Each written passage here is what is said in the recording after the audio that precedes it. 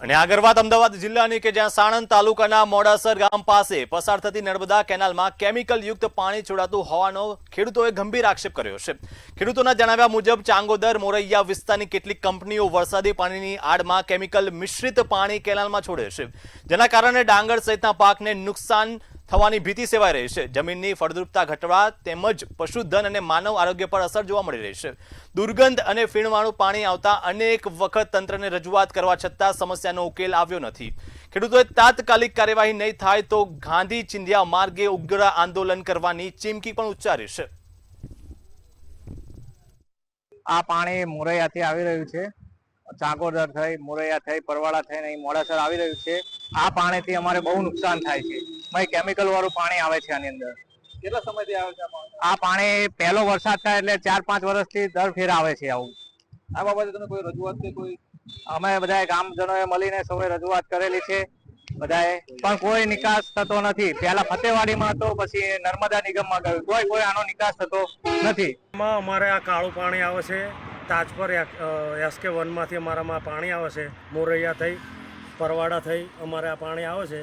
એ જો અંદર અમે પડવી તો ચામડીના રોગ થાય છે। કાળું પાણી આવે છે કેમિકલવાળું, અમારે જમીનમાં ફરે છે, અમારા ધરું બળી જાય છે, પાકને નુકસાન થાય છે। જો ઢોરા પીવે તો ઢોરા મરી જાય છે, એટલું ખરાબ પાણી આવે છે ને કેમિકલવાળું જ પાણી આવે છે।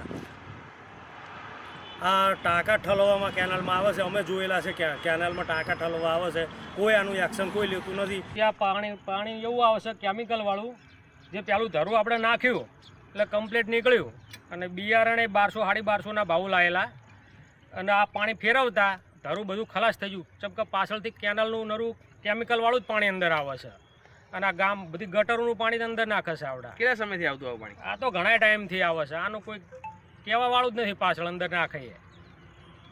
તો કોઈ રજૂઆત કરેલી કોઈને? રજૂઆત તો કરેલી પણ કોઈ સાંભળવા વાળું જ નથી ને। એવી છે કે આ ખેતીમાં જે પાણી ચાલુ કર્યું છે હમણાં વરસાદ પહેલો પડ્યો બરાબર છે, પછી પાણી આ કેનાલમાં કેમિકલ યુક્ત પાણી ફેક્ટરી વાળા ખાલી કરીને નિકાલ કરી રહ્યા છે આ કેનાલમાં, એટલે સંપૂર્ણ પાક નિષ્ફળ જાય એવી અમને પરિસ્થિતિ દેખાય છે। અત્યારે આપણે પાક છે કે પાક અત્યારે ડાંગરના ધરું નાખ્યા છે, ડાંગરમાં નાખ્યું પાણી તો 2 વીઘા ધરું બળી ગયું, તો બીજા ખેડૂતોના સમસ્યા આવી જ છે। આ પાણીથી ધરું ભરી જાય અને ડાંગરમાં પાણી મૂકશે એટલે 100% પાક નિષ્ફળ જ જાય, ખેડૂતના પૈસા બરબાદ થાય છે।